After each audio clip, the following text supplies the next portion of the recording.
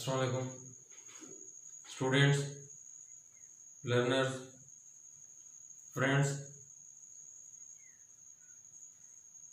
हमारा previous lecture जो था, जो कि हमने मेम्ब्रेन पोटेंशियल के अबाउट शुरू किया था, पहला लेक्चर जिसमें हमने रेस्टिंग मेम्ब्रेन पोटेंशियल के मुतालिक देखा और फिर हमने एक्शन पोटेंशियल के अबाउट देखा नर्व इम्पल्स न्यूरॉन में, नर्व फाइबर में। और नर्व फाइबर में हमने ये चीज देखी कि वो नर्व फाइबर जिसकी मेम्ब्रेन पहले रेस्टिंग मेम्ब्रेन पोटेंशियल में थी, जिसका इंटरनल पोटेंशियल जो था वो -90 मिलीवोल्ट था, और मेम्ब्रेन का इंटरनल पोटेंशियल जो है -90 मिलीवोल्ट, वो पोटेशियम की आउटसाइड मूवमेंट की वजह से, जब पोटेशियम चैनल्स जो हैं वो ओपन होते हैं या मेम्ब्रेन की परमेबिलिटी जो है पोटेशियम आयन के लिए बढ़ जाती है, उस वक्त पोटेशियम आयन जो हैं आउटसाइड ज्यादा मूव होते हैं, और उनके आउटसाइड ज्यादा मूव होने की वजह से इनसाइड जो है मेम्ब्रेन का वो नेगेटिव पोटेंशियल आ जाता है। जबकि डीपोलराइजेशन और रीपोलराइजेशन में एक्शन पोटेंशियल में जो सोडियम आयंस बाहर पड़े थे, मेम्ब्रेन की आउटसाइड पड़े थे, उनकी परमेबिलिटी बढ़ जाती है मेम्ब्रेन में, और वो सोडियम के जो आयंस हैं वो इनसाइड ज्यादा मूव करते हैं। उनकी मूवमेंट की वजह से, वो ज्यादा मूव करते हैं इनसाइड, उनकी मूवमेंट की वजह से इनसाइड जो पोटेंशियल है वो पॉजिटिव का हो जाता है। वो डीपोलराइजेशन से गुजर के ओवरशूट समटाइम कब जाता है इन लॉन्ग फाइबर, और पॉजिटिव पोटेंशियल अटेन कर लेता है।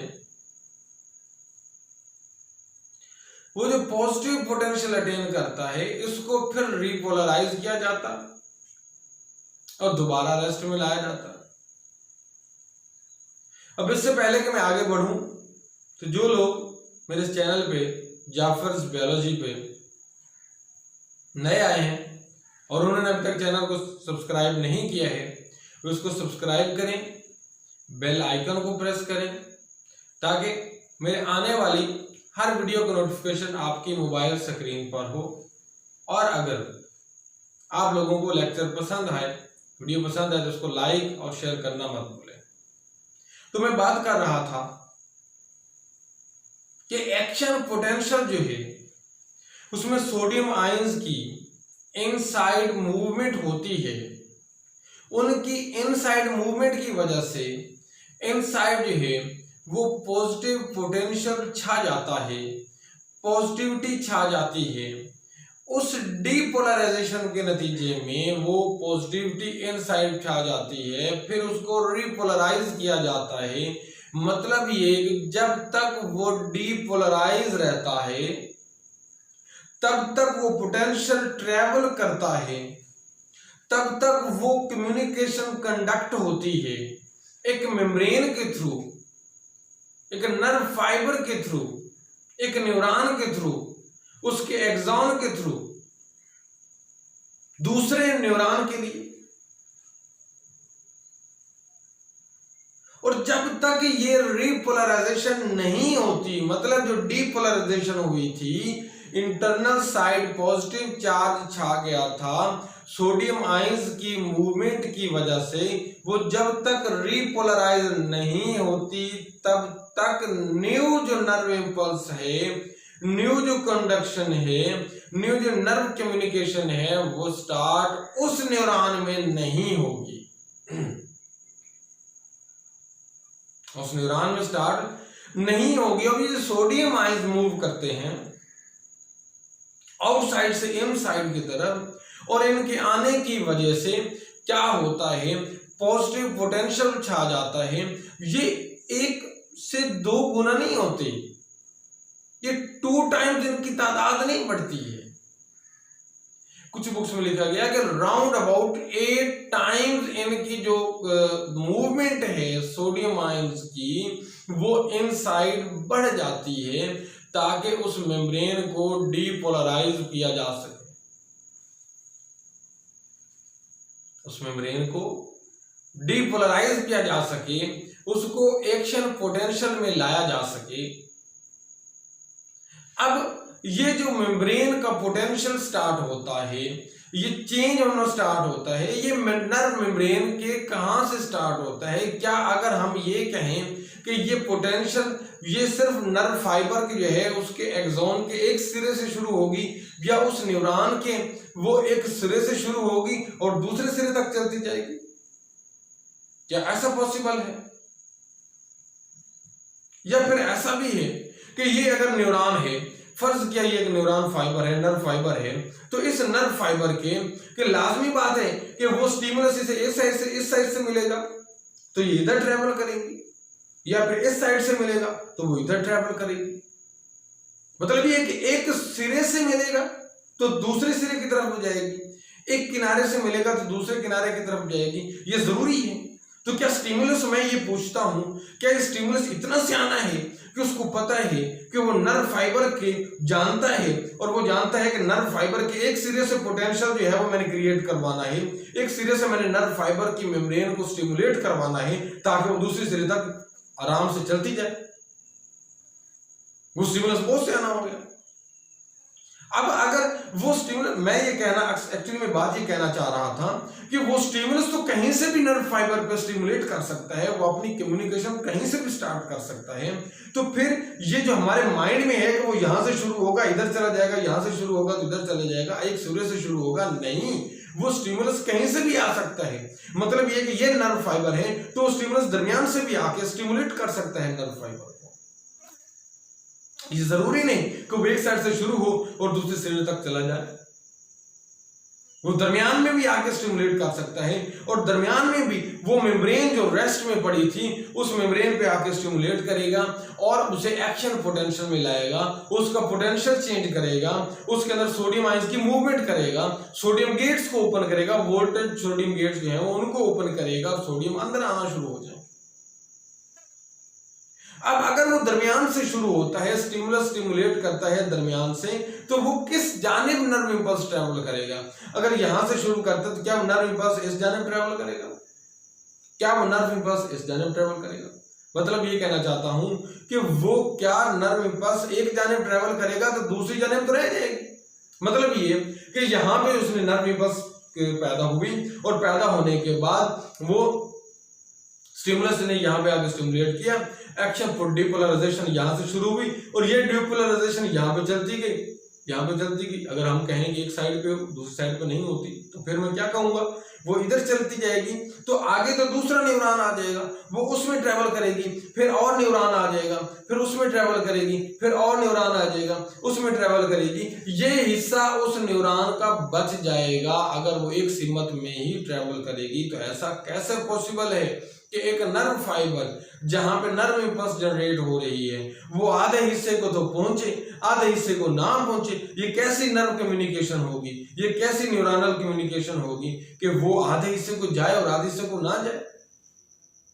नहीं, ऐसा पॉसिबल नहीं है। वो नर्व इंपल्स, वो कम्युनिकेशन जो डिपोलराइजेशन स्टार्ट हुई, अगर वो मिड में हुई है तो वो इस जानिब भी इक्वली बढ़ेगी, इस जानिब भी इक्वली बढ़ेगी। अपनी दोनों साइड्स जो है वो कम्युनिकेशन इक्वली डिस्ट्रीब्यूट होगी। वो डिपोलराइजेशन जो है मेम्ब्रेन के नर्व फाइबर के दोनों अतराफ में रन करेगी। कैसे? जरा मैं ये डायग्राम मैंने बनाने की कोशिश की है कि ये देखें, मैंने एक ये फाइबर बनाया है जिसके ये मैंने आउटसाइड रखी है, ठीक है, और ये उसकी इनसाइड है, ठीक है। ये एक उसकी मैंने आउटसाइड कही है, दूसरी जो है वो मैंने कहा है कि ये इनसाइड है, ठीक है। इस तरह इसकी ये आउटसाइड है ये उसकी इनसाइड है, ये आउटसाइड, ये मैंने इसको आउटसाइड को ओ से शो कर देता हूं, इनसाइड को आई से शो कर देता हूं। इस तरह यू, यहां पे भी यही काम करूंगा, यहां पे भी यही काम करूंगा। अब इस पहली डायग्राम में आपको क्या नजर आ रहा है? इस पहली डायग्राम में देखें कि आउटसाइड तमाम पॉजिटिव चार्जेस मौजूद हैं और इनसाइड नर्व फाइबर के तमाम नेगेटिव चार्जेस मौजूद हैं। आउटसाइड मैंने क्या कहा है कि तमाम पॉजिटिव चार्जेस मौजूद हैं और इनसाइड जैसे कि आपको नजर आ रहा है वो तमाम नेगेटिव चार्जेस मौजूद हैं। मतलब कि आउटसाइड पॉजिटिव पोटेंशियल है, इनसाइड जो है वो नेगेटिव पोटेंशियल है। ये इस वक्त नर्व फाइबर की कौन सी हालत है? जब वो रेस्ट में था, जब उसका पोटेंशियल रेस्ट में था, वो कोई नर्व को कंडक्ट नहीं कर रहा था, वो कोई पैगाम रसानी नहीं कर रहा था। लेकिन जैसे ये मैंने दरमियान में बताया है कि ये दरमियान में स्टिमुलस ने आके स्टिमुलेट किया और उसके नतीजे में ये मैंने दिखाया है कि चार जो सुराख बनाए हैं ये एक्चुअली गेट हैं जो ओपन हुए हैं और नतीजतन ये पॉजिटिव चार्जेस जो हैं वो इनसाइड मूव करते दिखाए हैं तीर के निशान के जरिए, एरो के निशान के जरिए मैंने दिखाया है। ये पॉजिटिव चार्जेस जो हैं वो इनसाइड मूव करेंगे और ये तीर का निशान बताता है कि ये मूव कर रही है, मेम्ब्रेन डिपोलराइजेशन हो रही है टुवर्ड्स द साइड्स, अतराफ की जानिब उसकी डिपोलराइजेशन हो रही है। यहां से शुरू हुई, ये गेट्स ओपन हुए, फिर ये गेट्स ओपन हुए, सोडियम जो है वो आयंस इनसाइड मूव हुए, ठीक है, और इनसाइड जो है वो पॉजिटिव पोटेंशियल जो है वो जारी हुआ, ठीक है। इसी तरह ये देखें कि मैंने इसको अब यहाँ पे मैंने चार चार्जेस को दिखाया है, 4 चार्जेस को दिखाया है। यहाँ पे अब देखें कि इनसाइड 1 2 3 4 5 ये जो है वो पॉजिटिव पोटेंशियल को शो किया है कि ये पॉजिटिव पोटेंशियल जो मैंने 4 गेट्स को मैंने दिखाया था ओपन हुए थे, ये अब जो है वो ज्यादा ओपन हो चुके हैं और नतीजतन जो है वो पॉजिटिव पोटेंशियल इनसाइड बढ़ चुका है सोडियम के आयंस के आने की वजह से और बाहर की जानिब जो है वो नेगेटिव पोटेंशियल हो चुका है। जो शुरू दरमियान से हुई थी, वो पोटेंशियल जो शुरू से दरमियान से हुआ था, वो डीपोलराइजेशन जो किसी स्टिमुलस की वजह से नर्व फाइबर के दरमियान से शुरू हुआ था, वो हुआ क्या? वो एक साइड में नहीं बढ़ा, वो दोनों अतराफ में बढ़ता गया है और उसको टोटली कवर करके देखें यहाँ पे उतना ही जो है वो पॉजिटिव पोटेंशियल नेगेटिव पोटेंशियल आगे बढ़ा, इतना पॉजिटिव पोटेंशियल नेगेटिव पोटेंशियल आगे बढ़ा, डीपोलराइजेशन जो है वो दोनों अतराफ में चलती गई। दरमियान में अगर हुआ, दरमियान में पोटेंशियल हुआ तो वो दोनों अतराफ में जो है वो डीपोलराइजेशन हुई। अब जब तक डीपोलराइजेशन होती है तब तक मैंने कहा है वो कोई भी और स्टिमुलस जो है उस मेम्ब्रेन में आके स्टिमुलेट नहीं कर सकता, कोई भी नया पोटेंशियल जनरेट नहीं कर सकता, कोई भी नर्व कंडक्ट नहीं कर सकता जब तक कि वो डीपोलराइजेशन जो है वो अक्रॉस द फाइबर फैल जाए, वो पूरे फाइबर को कंट्रोल कर ले, पूरे फाइबर में हो जाए, वो मिली सेकंड लगे या सेकंड लगे तो वो पूरे फाइबर में फैल जाएगी। जब वो पूरे फाइबर में फैल जाएगी, ये जो डीपोलराइजेशन है ये actually conduction of nerve impulse है, ये कंडक्शन है, ये मैसेज है जो उसका जो है जो फैल रहा है नर्व फाइबर के थ्रू, और इस मैसेज का जो डीपोलराइजेशन के जरिए फैल रहा है इसे नर्व इंपल्स कहा जाता है। ये नर्व इंपल्स फैल रही है न्यूरॉन के थ्रू, जो है वो फाइबर के थ्रू, या तो ये पूरी की पूरी डीपोलराइजेशन होगी या बिल्कुल नहीं होगी। मतलब ये नर्व फाइबर या मुकम्मल तौर पर डीपोलराइज होगा या मुकम्मल तौर पर रीपोलराइज होगा। ऐसा नहीं होगा कि एक डीपोलराइजेशन हुई, एक कंडक्शन हुई पैगाम की, वो अभी तक मुकम्मल नहीं हुआ और ऊपर से कोई और पैगाम जो है वो आ धमकेगा और वो पैगाम शुरू हो जाएगा उस मेम्ब्रेन में। Is this possible? I think so impossible there, ये पॉसिबल नहीं है। Just I want to say that the depolarization which started from any nerve fiber from any side, it will be right side, it will be left side, it will be another one side, it will be the mid of nerve fiber. if it will start from mid of nerve fiber, it will travel along a complete fiber. Along a complete fiber, this depolarization will reach across a complete fiber, then it will start repolarize. During the depolarization, no one stimulus can stimulate another one nerve impulse. कोई भी stimulus जो है वो कोई और nerve impulse को start नहीं कर सकता, जनरेट नहीं कर सकता। इसीलिए या तो डिपोलराइजेशन होगी या नहीं होगी, या एक नर्व इंपल्स जो शुरू हुई है वो कंप्लीट होगी या फिर वो नहीं होगी, मेम्ब्रेन रेस्ट में होगी। इसी वजह से इसको प्रिंसिपल को ऑल और नन रिस्पॉन्स कहा जाता है कि वो डिपोलराइजेशन हुई तो वो कंप्लीट पैगाम पहुंचाएगी, तब जब तक वो नहीं पहुंचाती, वो 1 या 3 या 4 मिली सेकंड या सेकंड लगते हैं, वो जब तक पैगाम नहीं पहुंचाती नई नर्व इंपल्स जनरेट नहीं हो सकती। और जब वो पैगाम पहुंचा लेगी तब जो है वो नया जनरेट होगा, इसलिए इसको ऑल और नन रिस्पॉन्स के तौर पे भी जाना जाता है। अब बात करते हैं कि ये जो सोडियम और पोटेशियम का पोटेंशियल जो है वो रीएस्टैब्लिश होता है एक्शन पोटेंशियल के बाद, डीपोलराइजेशन के बाद रीपोलराइजेशन में वो रीएस्टैब्लिश होता है और अपने पोटेंशियल को दोबारा जनरेट करता है, उनकी मूवमेंट होती है। इस मूवमेंट में कुछ लोगों ने मुझसे क्वेश्चन भी किया था कि कैसे होता है, ये कैसे होता है। ये आपको पता है, ये वोल्टेज गेटेड जो है ये मूवमेंट करवाते हैं सोडियम की भी और पोटेशियम की अक्रॉस द मेम्ब्रेन।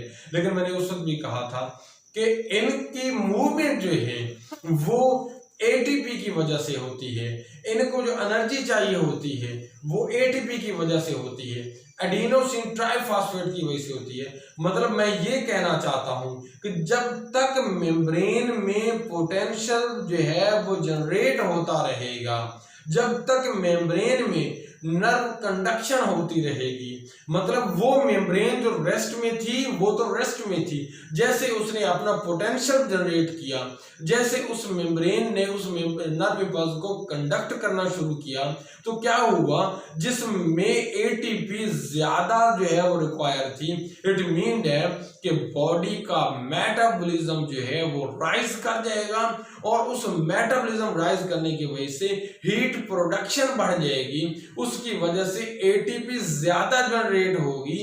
कि मतलब अगर वो रेस्ट में है तो एटीपी की जनरेशन एज जो है वो कंपैरिजन किया जाए तो एज कंपैरेटिवली वो कम है, मगर वो जैसे एक्शन पोटेंशियल में आएगा, जैसे वो उस नर्व इंपल्स को जनरेट करेगा, नतीजतन क्या होगा कि वो बढ़ जाएगा किसका, जो एटीपी की प्रोडक्शन है। और इसको मैंने शो किया है एक ग्राफ के जरिए। ये मैंने इस साइड पे जो है वाई एक्सिस की जानिब जो है हीट प्रोडक्शन रखी है, एक्स एक्सिस की जानिब जो है वो मैंने इंपल्स के सेकंड्स में लिखा है कि अब ये देखो कि जब 0 सेकंड था, इंपल्स अभी नहीं जनरेट हुई थी, नर्व इंपल्स अभी नहीं चली थी, वो रेस्ट में थी मेम्ब्रेन, तब जो है वो हीट जनरेशन एक लेवल पे थी, एक जो है वो स्ट्रेटली स्मूथली वो है वो कर्व को मैंने शो किया है वो चल रही है। लेकिन जैसे नर्व इंपल्स बढ़ती गई है, जैसे सेकंड की तरफ नर्व इंपल्स जनरेट हुई है तो नतीजतन क्या हुआ है, हीट प्रोडक्शन भी बढ़ती गई है और एटीपी जो है वो उनकी मिकदार भी बढ़ती गई है। मतलब ये है कि ये एटीपी जो है पैदा होती हैं, इनके साथ एंजाइम जो एटीपीएस एंजाइम्स मौजूद हैं वो इनको कन्वर्ट करते हैं और गेट्स को ओपन करने में मदद देते हैं ताकि ये नर्व एक्शन पोटेंशियल जो है वो जनरेट हो सके। ठीक है, अब हम आगे चलते हैं प्लेटियो की तरफ। प्लेटियो जो है वो कुछ नर्व पोटेंशियल जो है वो प्लेटियो जनरेट करते हैं। प्लेटियो क्या है? प्लेटियो मतलब वैसे इंग्लिश लैंग्वेज में या कॉमन उर्फ आम में क्या कहा जाता है कि जब एक बुलंद जो है वो सतह हो, वो बुलंद सतह हो सतह जमीन से, और वो बुलंद हो और फिर वो हमवार भी हो, मतलब बुलंद हो लेकिन एक स्लोप की तरह, स्लोप एक जो है वो होती है, लेकिन कुछ स्लोप भी हो और कुछ हमवार भी हो, लेकिन वो कुछ देर तक वो चले, तो उसे हम क्या कहते हैं कि प्लेटियो कहते हैं। तो इसकी एग्जांपल यहाँ पे ली गई है प्लेटियो की। क्यों? क्योंकि जब नर्व पोटेंशियल जनरेट होती है तो कुछ टिश्यूज में कुछ फाइबर्स में ये क्या करती है, ये रेज करती है प्लस तक पोटेंशियल चला जाता है, लेकिन प्लस तक पोटेंशियल जाने के बाद ये उसके बाद जो है ये पोटेंशियल रीपोलराइज नहीं होता फौरन, कुछ सेकंड्स के लिए, कुछ मिली सेकंड्स के लिए ये पोटेंशियल जो है वो कायम रहता है, जो डीपोलराइजेशन है वो कायम रहती है। इस वजह से कर्व ने भी अपने आप को एक प्लेटियो की शक्ल में शो किया है कि यहाँ तक ये शो कर रहा है कि एक्शन पोटेंशियल है, तो फिर ये कर्व जो है वो थोड़ा सा जो है वो एक प्लेटियो की स्टेट जो है वो अपना लिया है, देन वो रिपोलराइजेशन की तरफ आई है। ये दरमियान में ये जो जगह है, ये जो है कर्व का, ये प्लेटियो को शो कर रहा है। अब पहली बात तो ये है ये प्लेटियो होता क्यों है, जबकि हम जानते हैं कि सोडियम के जो चैनल्स हैं वो फास्ट चैनल कहलाते हैं, सोडियम गेटेड चैनल जो हैं वो फास्ट चैनल कहलाते हैं। उनकी मूवमेंट जो है, मैं जैसे मैं पहले कह चुका हूं, वो 1 to 2 टाइम ने 8 टाइम जो है वो इंक्रीज कर जाती है।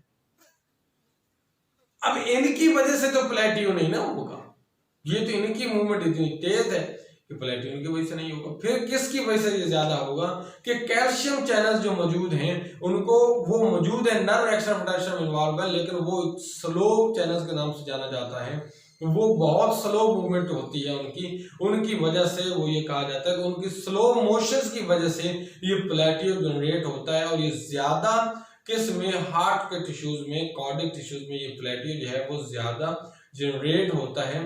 नर्व इंपल्स की जो मूवमेंट है वहां पे जो है वो प्लेटियो बनाती है ज्यादा हार्ट के टिश्यूज में, ठीक है।